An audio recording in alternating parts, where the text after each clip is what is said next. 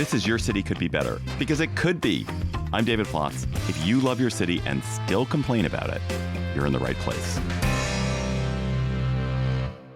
My name is Jacoby Cochran, and I'm the host of CityCast Chicago. This week, I'm filling in for CityCast CEO David Plotz, but we're still headed to his hometown of Washington, D.C. Last week, D.C. Council passed emergency legislation requiring local police to release body cam footage of incidents involving federal forces they patrol with and to collect the names of federal officers who make arrests. It's a big shift in their local policy, partially motivated by the fact that local cops, that's the Metropolitan Police Department, have essentially damaged their reputation by patrolling with the feds. I'm here to talk about all of this with Michael Schaefer, co-host and executive editor of CityCast DC. Mike, welcome to Your City Could Be Better. Hey, Jacoby, how's it going? I'm doing well, man. I'm glad to make time to be here with you today. Can you tell me more about what's in these two bills and how they ended up before the council? I know it has been a long saga dealing with the feds over the last, 8 months? Right. So what's in the bills is, like you said, one of them says that if local cops, the Metropolitan Police Department, MPD, if they are with federal agents and the federal agents do a number of things that trigger the release of body cam footage, that is, use deadly force, use violence, etc., the local police will release that footage in the same way as if it was one of their own people doing it. And the other thing is, if the local cops are with federal agents and the federal agents engage in violence or do some kind of arrest action, they will release the names, as they would in an ordinary case when it was a city cop. The backstory here, as you know, is that last summer, the president described DC as a crime-ridden hellhole, ordered a takeover of the local police force, which under the law, because DC is not a state and it's not sovereign in the same way, under the law, they can do that. And even after that ended, there has been a sort of glut of federal forces on our streets. This is true in a lot of big cities. Mm-hmm. We've experienced the same rhetoric, the same attacks, the same spate of federal agents. We've seen kidnappings, our neighborhoods, tear gas, right? This scene has played out time and time again across the country. And again, these feds are allowed to do things that in most big cities, I don't know about Chicago, but I suspect so, the local government has forbidden its own police force from doing. Or they don't have to do things that local government requires its police force to do. Like they can wear masks. Our cops can't wear masks, that kind of thing. So the city in Washington, unlike any other city, it kind of has a particularly bad hand to play. So the mayor of Washington has had to play nice with Trump because she is trying to hold on to what limited democracy we have now. She had a lousy set of hands. She suggested repealing sanctuary city policies. She's downplayed that. Yep. She's pushed back against these bills. Yep. And she has decided that the way to keep things from getting worse is to give on a bunch of things. They tore up the Black Lives Matter mural in the middle of 16th Street by the White House because the Trump people didn't like it. They were claiming that the murals on the street are dangerous for driving, but we know that wasn't the real reason. Right. So I kind of feel for her. She's in a tough spot. But in this case, we have a unanimous majority in the DC Council who voted for these bills. Despite the mayors being against them, she says, well, that's up to Congress to legislate how federal forces behave. That is surely true, but the bill wasn't actually about what federal agencies do. It was about what the city cops do with their body cam footage. That was her out loud argument. We know that the real thinking was, we don't want to give these people cause to come in and take away home rule, to come in and actually take over day-to-day government of the city that is a very blue city. So in this case, though, the council, which has a bunch of difference of opinion on a lot of law enforcement questions, is unanimous, and I think for very good reason. Like, whatever you think about what the rules of engagement between police and communities should be, and whatever you think about what role law enforcement ought to have in the enforcement of immigration laws, Washington and a lot of big cities in the country have done a lot of work to try to rebuild trust between their police and their communities.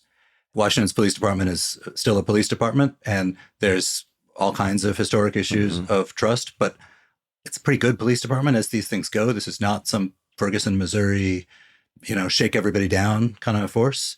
And they feel like they've done a lot of work to try to keep it that way. And the fact that the mayor has permitted, under duress, the local police to go around town with some of the federal agencies, they think has damaged that a lot. Who local cops that I've talked to view as a bunch of yahoos who have no training like they do and who are a lesser law enforcement agency than they are.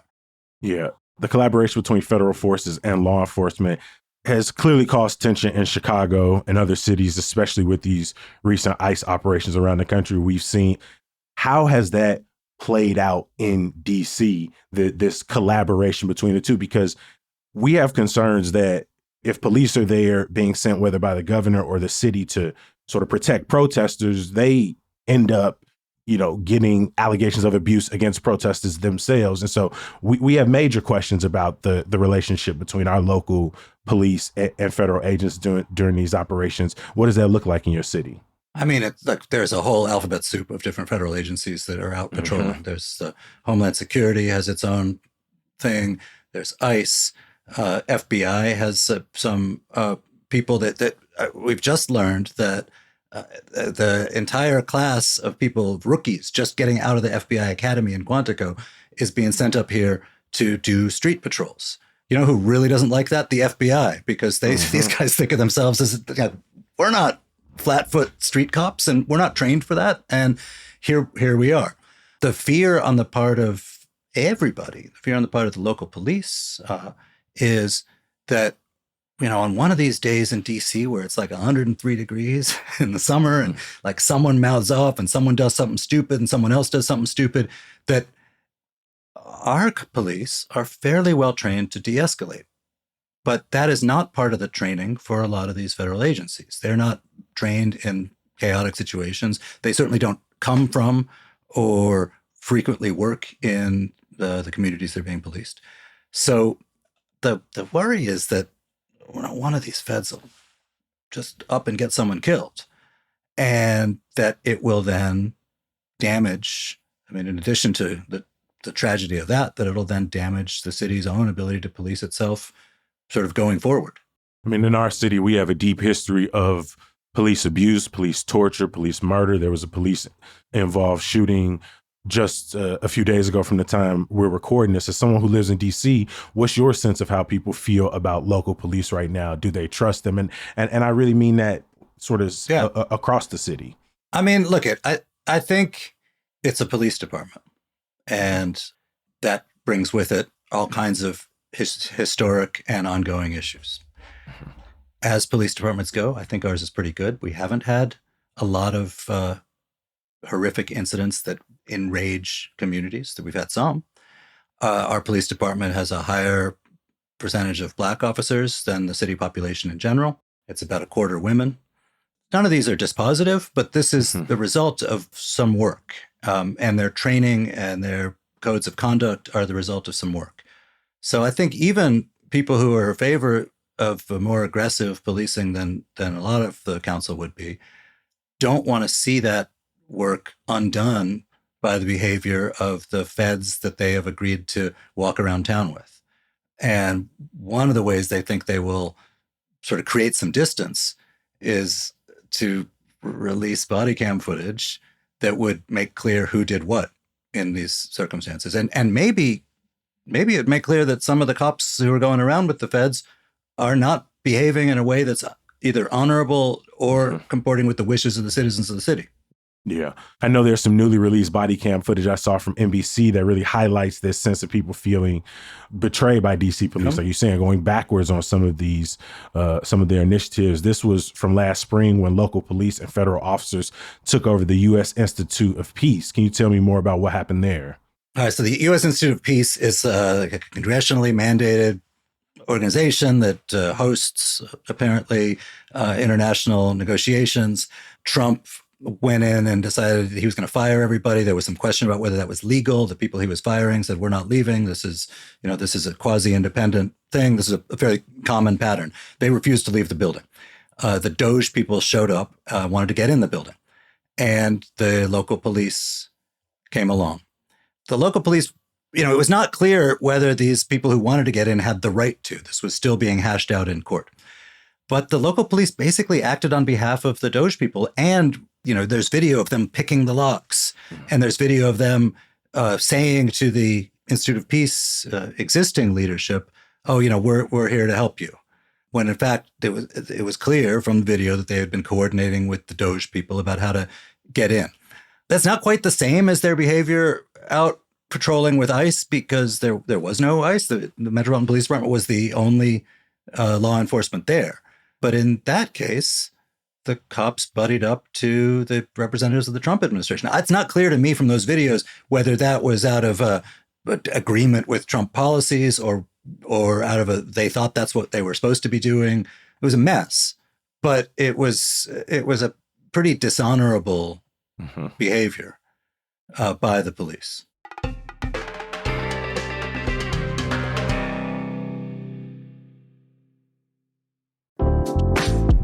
Hi, I'm David Plotz. I'm the CEO of CityCast, a podcast network that includes this show you're listening to, and also 12 other CityCasts in 12 other cities.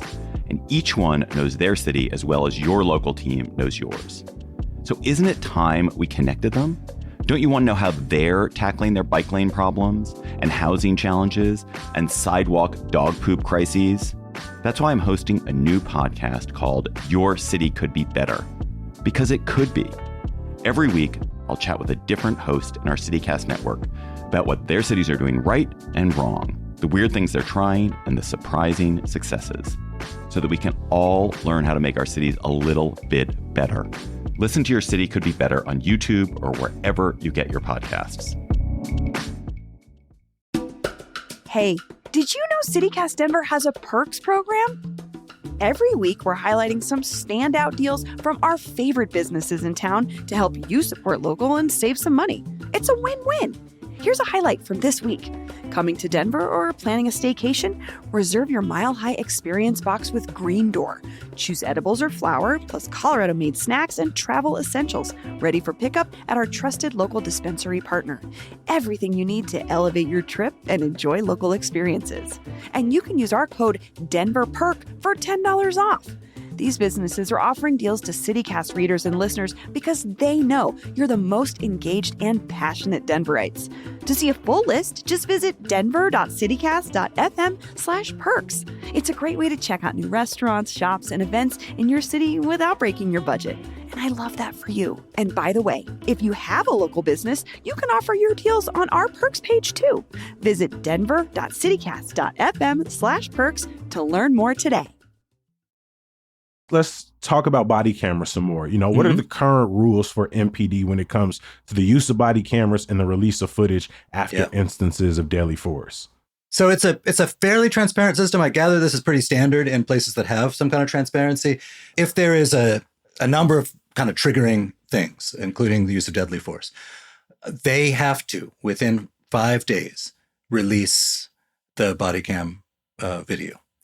And then I, as a citizen, have the right to go get any body cam footage of myself that may have been recorded in an encounter with police, even if it was a totally anodyne kind of interaction.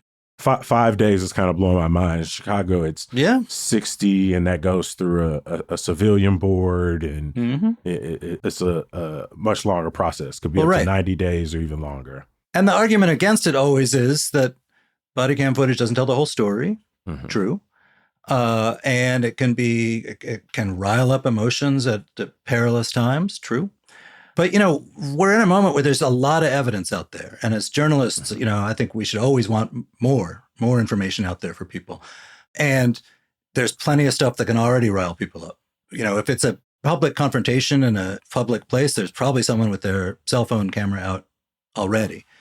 The body cam footage from the cops is just one more input, and I think it's a good input. Yeah, we've seen in our city. I mean, I have a ton of skepticism around the broad claims of what the potential of body cams is, but we have direct example in our city of how it has led to action in our city, not only mobilizing community members, it's led to government officials being pushed out, it's led to police chiefs being pushed out.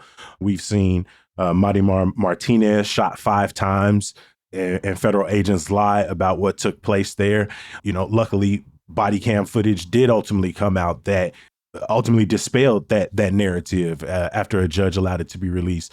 There was Silverio Villegas Gonzalez, who was shot and killed out in Franklin Park.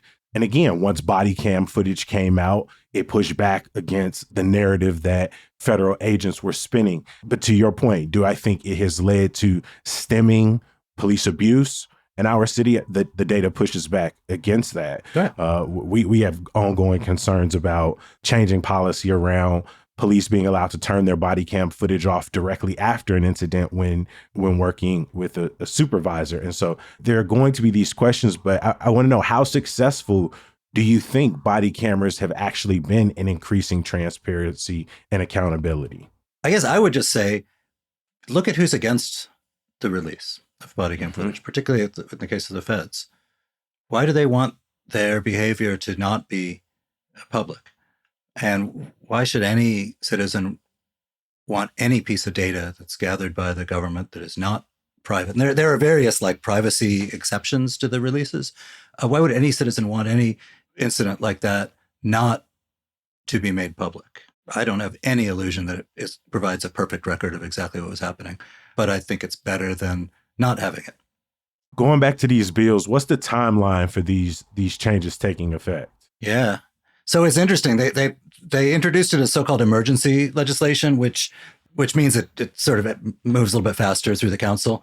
People always get excited by that name because they think it means that there's an emergency, but it's a technical term for that. But one of the things that means is in DC, all of the laws here can be vetoed by Congress, and 30 days after passage for Congress to disapprove them. Emergency legislation can be an exception. So they're trying to push it in without giving the Congress, run by Trump allies, a chance to whack it.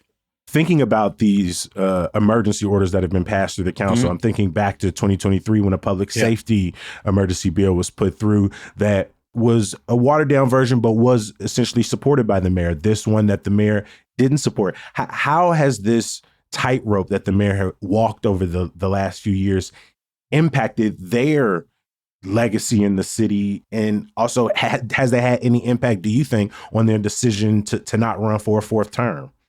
Look, the mayor of Washington is a kind of a centrist in her orientation.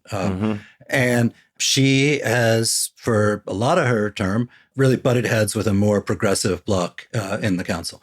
After COVID, crime in Washington spiked, as it did in many other cities. It took a little longer to come back down, although it now has.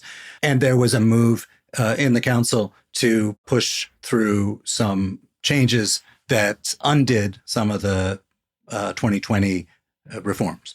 Bowser has, I think, kind of won her fight with the progressive bloc in the council. I think the spike in crime, in the sense that there were people in the council who kind of carried themselves with an attitude that if you're complaining about the safety in your neighborhood, you're a Karen. That didn't help the progressive bloc, particularly since the sort of angriest neighborhoods about the spike in crime were working class Black neighborhoods. So look, there is always going to be a tension in a city like Washington, where it has very poor neighborhoods and it has a lot of college graduates. And it sort of scrambles the politics a little bit because some of the most progressive people in local politics are themselves, their base is the college graduates, not the sort of historic Black communities. So, Bowser has never been super popular, but she's always gotten 50% plus one. And serving 3 terms ain't nothing, particularly when those terms include Trump, COVID, and Trump again. How else are people in your city dealing with the heavy federal law enforcement presence and the tensions with, between local and federal agents? I think the incidents have tamped down. There was a real surge of horrific ICE arrests when, people were being dragged out of contractor vans and so on. And a lot of people taping it from the sidewalk. The forces that Trump brought in, the National Guard, a lot of them are kind of in the tourist areas and they look kind of bored. And they're, a bunch of very young people from red states who've never been here before. And I remember being at right when it first started, I spent a day just going around town looking at them and interviewing and so on. And I was at the Lincoln Memorial, and it was full of National Guard, which is like, if you're from DC, like, you're not gonna get mugged at the Lincoln Memorial, right? There's like, no matter good times, bad times, it's not a place that pickpockets hang out. And of course, like, these kids wanted to be there because they were playing tourist, and I don't blame them. Like, if I was a 19-year-old National Guard person and they were like, you got to go to DC for 6 weeks, I would go see the Lincoln Memorial too. But the point is just to say it has chilled. I think people are offended on a sort of visceral level that, listen, this is our city. We are American citizens. We should have the right to decide how our city is being policed, where it's being policed, and the people doing the policing should answer to us as voters. And because of DC's unique status, that is particularly untrue here. And I think that upsets people on a sort of philosophical level. There's been less going on the streets that upsets people on a practical level in the last, 5 months. What do you think listeners can take away from this conversation today to make their own cities better? Well, I think that this question of like what cities do, what local communities do when the feds engage in law enforcement has taken on a whole new meaning in the Trump era. And, it puts local authorities in a bind, no matter where. And the ones in DC have a harder time with that bind because of their legal status. But are the local police in a regular city out there on behalf of the citizens? Are they there as law enforcement alongside the feds? What are they doing there? And how will the actions of the feds affect them? It's a question for all communities. And, look, we've had enough trouble in this country policing ourselves. This adds a further wrinkle of complication. And it's one that I think a lot of local governments probably are and certainly need to think about. Like, how are we going to protect our own ability to do the job from the consequences of behavior of people who don't answer to us?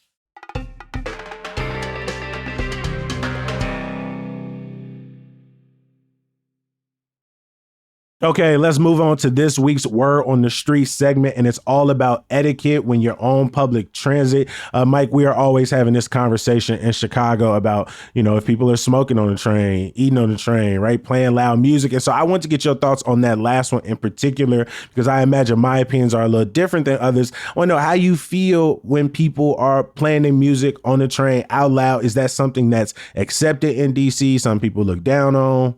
All right. So in Washington, D.C., our metro is a very weird, silent place. And, it was built in the 60s. At the time, the idea was the New York subway was a hellhole. I don't agree with that, but that's what they thought. And they literally, the architecture and everything was designed to sort of quiet human behavior, to chill people out, to avoid, they even like measured how far the platforms were from the walls. That was how far a graffiti can could spray, to avoid chaos. And it worked. So the sort of basic code of behavior in DC metro subways is of a rather quiet, chill kind of behavior. Buses are a little bit more rowdy. That's interesting because most of ours is like, we have some lines that run underground, but so much of ours are outside elevated. It's just a part of the sort of city soundscape. Right. And so right. It feels like a much more chaotic experience just being on the platform, even if you're up there by yourself, because maybe you're in the middle of a neighborhood or in the middle of downtown, whatever the case may be. So it's interesting hearing you all described that way. But either way, like when you walk into a bus or in the metro, there's a sign that says, no smoking, no eating, no drinking, no loud music. And that is the way I see it. Like, there's a code, right? There's both like the legal code, like if you bought a ticket, you agreed to these rules and you should live them. And there's also sort of the code of society. And I think with the loud music, this is obviously like not a thing that you would want to sick your police on. If you were running a public transit agency, it's not going to be your highest priority. If it is, you're either very lucky or very dumb. But I think right now, by 2026, in an age of ubiquitous earbuds, if you see someone who is like playing their phone really loud on the subway, you kind of know this is a person who's got some issues with boundaries. I don't think they're trying to entertain the world or anything like that. I think it's like a thing that we recognize as like socially unusual, norm-breaking behavior.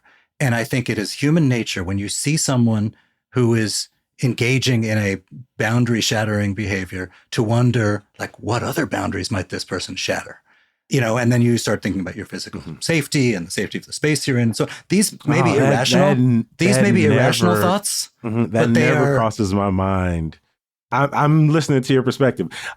For me, not to ignore how other people experience that moment, but 90% of the time I've experienced loud music on the train, I have overwhelmingly enjoyed the music that's been played. The mix of soul music, rap music, R&B. It makes me wonder if the city should just invest in putting a playlist on the train that people can enjoy while they're riding.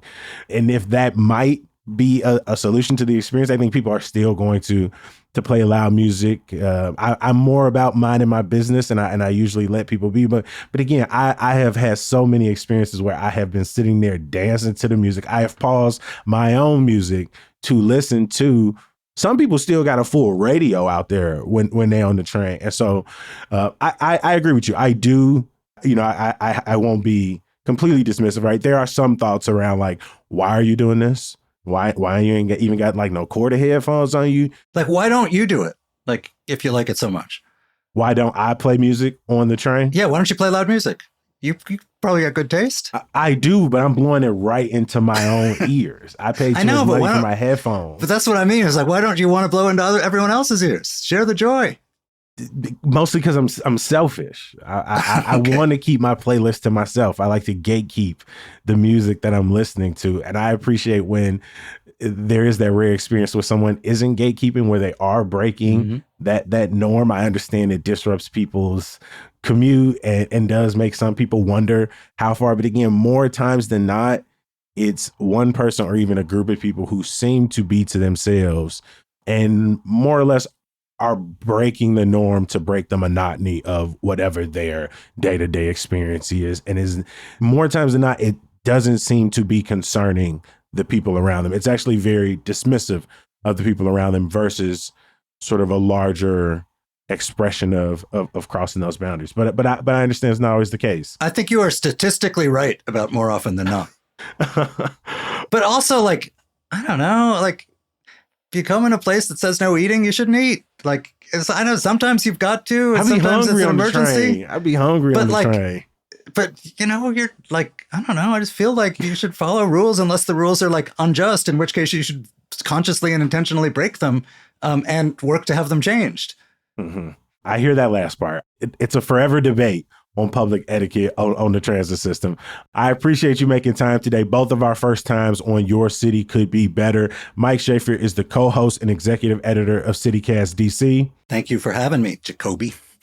Listen to Mike and his team on the CityCast DC podcast. You can find it wherever you get your podcast. You can also find CityCast Chicago, where you're going to find me and our entire team every weekday morning.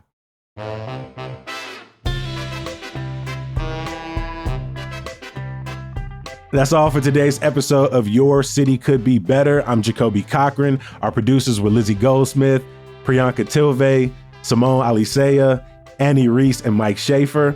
Our music is by Carl Christensen. If you're enjoying the show, please share us with your friends and family, rate and leave a review wherever you get your podcast. David Plotz will be back in the host chair next week with another conversation about how your city could be better. Peace.